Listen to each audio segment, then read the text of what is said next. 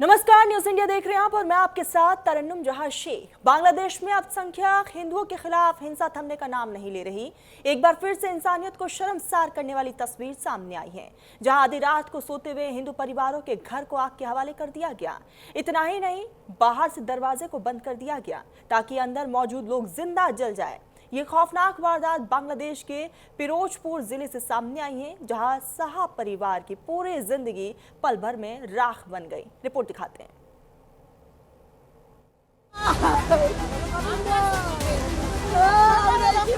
परिवार इस कदर दहशत में है, ये पहली घटना नहीं है। पिछले कुछ महीनों में बांग्लादेश में हिंदू समुदाय पर हमलों की कई घटनाएं सामने आई हैं। कहीं मंदिर तोड़े गए, कहीं घर जलाए गए और कहीं जान तक ले ली गई। हर बार एक ही सवाल, क्या अल्पसंख्यक है? सवाल वही है, क्या बांग्लादेश में हिंदू सुरक्षित हैं? कब रुकेगा अल्पसंख्यकों पर ये जुल्म और कब दोषियों को सख्त सजा मिलेगी? आधी रात को जिंदा जलाने की साजिश सिर्फ घर नहीं, पूरी इंसानियत को जला गई। को शर्मसार कर देने वाली वो तमाम तस्वीरें। बार बार सवाल यही कि आखिर बांग्लादेश में हिंदुओं पर क्यों अटैक किया जा रहा है। इस पर चर्चा करने के लिए हमारे साथ दो खास मेहमान जुड़ चुके हैं। Doctor Subrakamal Datta international conservative expert है और retired lieutenant colonel Himanshu Singh defence expert. बहुत बहुत स्वागत है आपका। सबसे बात दत्ता साहब, मैं आपके पास ही आऊंगी। सबसे पहले तो आखिर बार बार बांग्लादेश में हिंदुओं को क्यों शिकार बनाया जा रहा है? एक ही पैटर्न के तहत अब तक कई बार हिंदुओं पर टारगेट किया गया है। इसको किस नजर से देखा जाए और इसका अंत क्या है आखिर? देखिए, आप तो लगता है कि जैसे बांग्लादेश और पाकिस्तान में हिंदू होके पैदा होना सबसे बड़ा गुनाह है और सबसे बड़ा अभिशाप है। और ये आज की बात नहीं है, बंटवारा से पहले से, बंटवारे के बाद और लगातार सिलसिलावार ये सारी चीजें होता गया है। आपके शेख हसीना के जमाने में कुछ कम था, पर बाकी समय तो ऐसे ही बर्बरता दिखाई दी बांग्लादेश में। आपको याद होगा जब 1901 की जब पहला सेंसस हुआ था, उस समय पूर्वी बंगाल में हिंदुओं की टोटल पॉपुलेशन 45% थी। बंटवारा जब हुआ तब आपकी पूर्वी बंगाल या फिर ईस्ट पाकिस्तान में वो 34% रहा और 1971 में 22% हो गया हिंदुओं की टोटल पॉपुलेशन और आज मात्र 7 से लेके 8% के बीच में है। सवाल तो ये उठेगा ना कि कहाँ गए ये सारे हिंदू? या तो भारत में पलायन किए, या तो उनके जबरन का धर्म परिवर्तन किया गया, या तो फिर उनको मार दिया गया।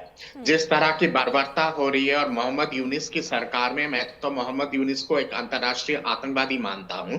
जिस हिसाब से बर्बरता बढ़ा है हिंदुओं के विरोध में और हिंदुओं के ऊपर बांग्लादेश में, अब तो मुझे लगता है कि भारत सरकार को ठोस कदम उठाने की बहुत आवश्यकता है। केवल ये निंदा करके चलेगा नहीं, सीधा एक तरह से प्रस्ताव दे देना चाहिए। मुझे लगता है कि बॉर्डर को खोल के सारे जो 2 करोड़ के आसपास हिंदू जो है बांग्लादेश में है, उनको भारत में शरणागत होने के लिए एक तरह से आसरा देना चाहिए। और यहाँ भारत में जो 5 करोड़ के आसपास जो रोहिंग्या और इलीगल बांग्लादेशी मुसलमान हैं, उन लोगों को धक्के मार के बांग्लादेश वापस भेजना चाहिए। इसके सिवा मुझे नहीं लगता है कि दूसरा कोई सलूशन है।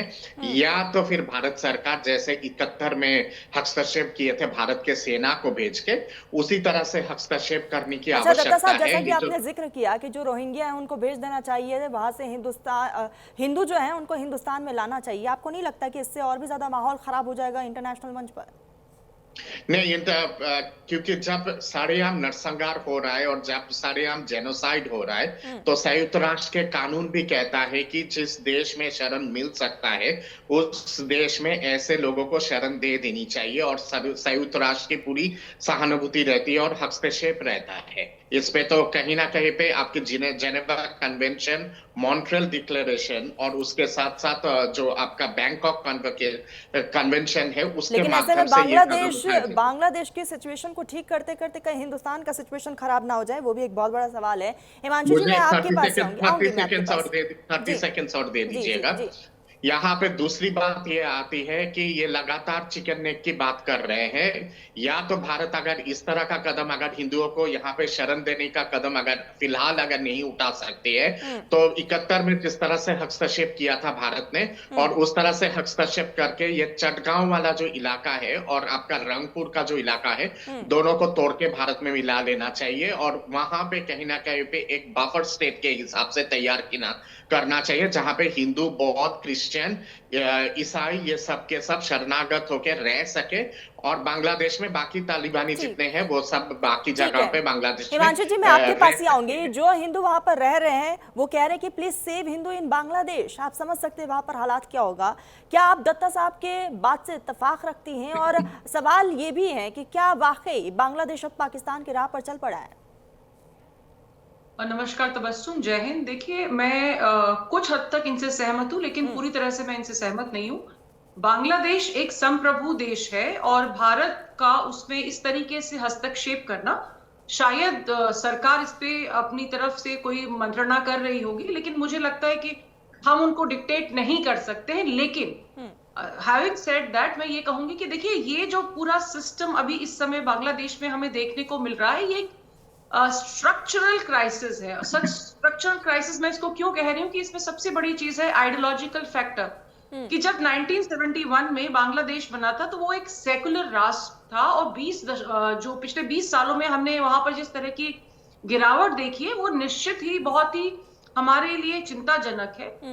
और ये क्यों हो रहा है? देखिए, जो हिंदू वहां पर हैं, जैसा कि मेरे को पैनलिस्ट दत्ता साहब ने बताया कि उनकी संख्या में लगातार गिरावट आई है। तो कहीं ना कहीं जो वोट बैंक है वो कट्टरवादी जो इस्लामी लोग हैं उनके हाथ में है, और क्योंकि हिंदू संगठित वोट बैंक नहीं है तो उनकी चिंता भी किसी को नहीं है। इसमें जो पॉलिटिकल फैक्टर है वो भी एक बहुत बड़ा रोल प्ले करता है। अब देखिए, हर एक चीज में हमको एक पैटर्न देखने को मिल रहा है, चाहे दीपू चंद्र दास की हत्या रही हो, चाहे सम्राट की हत्या रही हो, चाहे जो 2 लड़कियां थी उनको रिक्शे से उतारकर उनसे बदतमीजी की गई हो, और ये जो फिरोजपुर में कल परिवारों को बाहर से बंद करके जलाने की कोशिश की गई है, तो कहीं ना कहीं सरकार पे जिम्मेदारी थी, यूनुस सरकार पे ये जिम्मेदारी थी कि जब उनको पता है कि हिंदुओं के खिलाफ, बौद्धिस्ट के खिलाफ, क्रिश्चियंस के खिलाफ, या जो भी हम माइनॉरिटीज हैं उनके खिलाफ इस तरह की हिंसा लगातार देखने को मिल रही है, तो उन्होंने क्या कदम उठाए? क्या उनको कोई कोशिश की गई कि पुलिस प्रोटेक्शन पहले से दी जाए, या जो दीपू चंद्र दास के केस में कुछ लोग पकड़े गए थे, क्या उन पर कोई सख्त कार्रवाई की गई? क्या वहां पर यूएपीए या टाडा की तरह का कोई कानून है? तो इन सब चीजों को भी अभी तक मोहम्मद यूनुस की तरफ से कोई कार्रवाई नहीं की गई है, तो क्या हम ये मान ले कि मोहम्मद यूनुस भी कट्टरपंथियों के साथ मिले हुए हैं? देखिए, इसके अलावा जो सबसे बड़ा क्वेश्चन इस समय है वो है यूनुस सरकार के लॉ एंड ऑर्डर पे।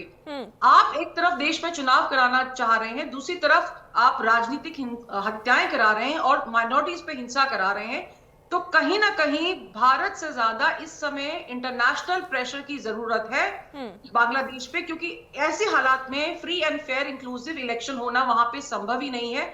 And this is exactly what Yunus wants. Over to you.